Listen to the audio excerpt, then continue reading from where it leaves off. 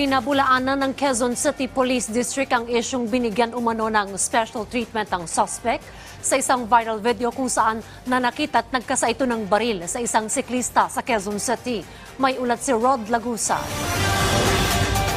Sinampahan na ng kasong alarm and scandal ang dismissed police officer na si Wilfredo Gonzalez kaugnay ng viral video kung saan may kitang nagkasa ito ng baril sa isang siklistang nakaalitan niya sa Quezon City. Ayon kay PNP Chief Police General Benjamin Acorda Jr., grave misconduct for gun toting at oral defamation ang naging rason sa kanyang dismissal noong 2018. Nakikita natin based on record yung propensity niya talaga. So as one of our part of our action taken, pinakuha na namin yung lisensya na, pina-revoke na, and napasurrender na rin yung mga firearms na nasa kanya.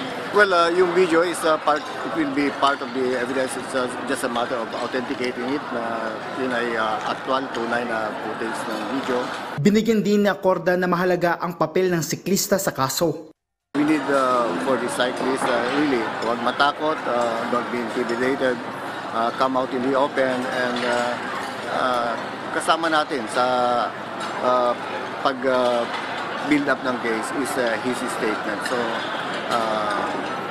mas maganda kung lumabas siya and hinihikayat ko na lumabas siya at magsalita.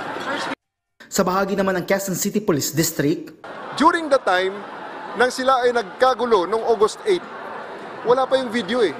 Nagkasundo sila. Sabi nila nagkasundo sila doon sa barangay at nagkapirmahan. Walang video eh. Anong basihan namin para mag-file ng kung anong kaso laban sa kanya? Ni wala nga gusto mag-witness, pati yung cyclist ayaw rin mag-witness during the time ng kung ano man ay siya itinutukan or what. Matapos nito, pinaiwan niya ang baril ng suspect na siyang ipresinta kanina sa piskalya kung saan ang station commander at investigador sa kaso ang tumatayong complainant ngayon dahil sa kanilang investigasyon. Kaugnay naman ng mga lumalabas na pahayag tungkol sa insidente at issue na binigyan umano ng special treatment ang suspect. May mga CCTV at may mga audio pa ang CCTV niyan. So, malalaman natin ang totoo. At ma-approximate natin kung ano talaga ang totoong nangyari, kung talaga bang totoong kinaladkad ang tao papasok sa police station, kinuhanan ng pera, pinagbayad, way below my salary grade. Huwag niyo namang ikot na arugante ako, pero he is way below my salary grade. What can he offer me para itaya ko ang aking serbisyo? Binigyan din naman ni Attorney Raymond Fortun na mahalaga kung lalabas ang cyclist. Kailangan ng complainant, ng private complainant, especially if it comes to a criminal case.